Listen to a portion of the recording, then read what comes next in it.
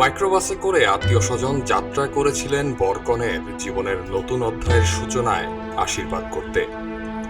কিন্তু পৌঁছানোর আগেই 7 নারী ও 2 শিশুসহ ঝরে গেল 10 তাজা প্রাণ।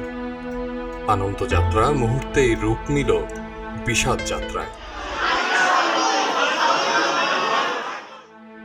এ ঘটনায় নিখোঁজ রয়েছেন আরও বেশ কয়েকজন। মৃতের সংখ্যা আরও বাড়তে পারে বলে ধারণা করছে স্থানীয় প্রশাসন। মাইক্রোবাসে 15 থেকে 16 জন যাত্রী ছিল। পার্শ্ববর্তী হলদিয়া ইউনিয়নের একটি বিয়ে বাড়ির অনুষ্ঠানে তারা আমতলিতে বিয়ের বৌভাতের অনুষ্ঠানের দাওয়াত খাওয়ার জন্য আসছিল। পুলিশ এবং ফায়ার সার্ভিসের সহযোগিতায়, স্থানীয় লোকজনের সহযোগিতায় দুর্ঘটনা কবলিত মাইক্রোবাসের আহত এবং নিহত যাত্রীদেরকে উদ্ধার করে আমতলী হাসপাতালে, বিভিন্ন হাসপাতালে প্রেরণ করা হয়েছে।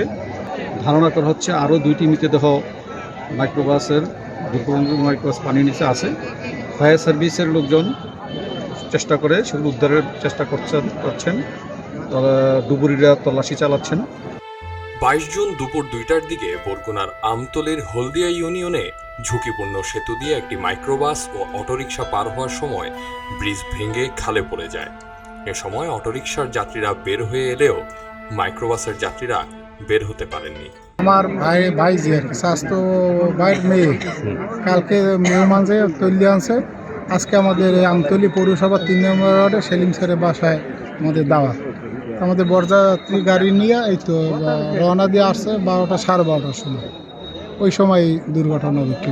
বিষয়টি খবরের কাগজকে নিশ্চিত করে আমতলী থানার ভারপ্রাপ্ত কর্মকর্তা কাজী শাখাওয়াত হোসেন তপু জানান, নিহতদের মধ্যে 9 জনের মরদেহ উদ্ধার করে উপজেলা হাসপাতালে পাঠানো হয়েছে। তাৎক্ষণিকভাবে নিহতদের নাম পরিচয় জানা যায়নি। স্থানীয়দের বরাত দিয়ে ওসি আরও জানান, গাড়িটিতে আরও 2 জন যাত্রী ছিল। তাদের মধ্যে একজনের লাশ পাওয়া গেছে। নিখোঁজ থাকা অন্যজনকে উদ্ধারে পুলিশ, ফায়ার সার্ভিস, ডুবুরি দলসহ বিভিন্ন স্বেচ্ছাসেবী সংগঠন উদ্ধার অভিযানে কাজ করছে।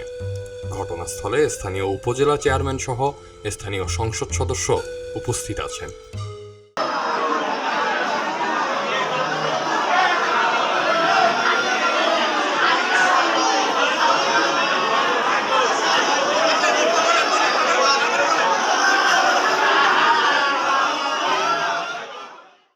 এলো মুক্ত চিন্তার স্বাধীন দৈনিক খবরের কাগজ। এখন খবর হবে নিখাত, নির্ভীক, নিরপেক্ষ।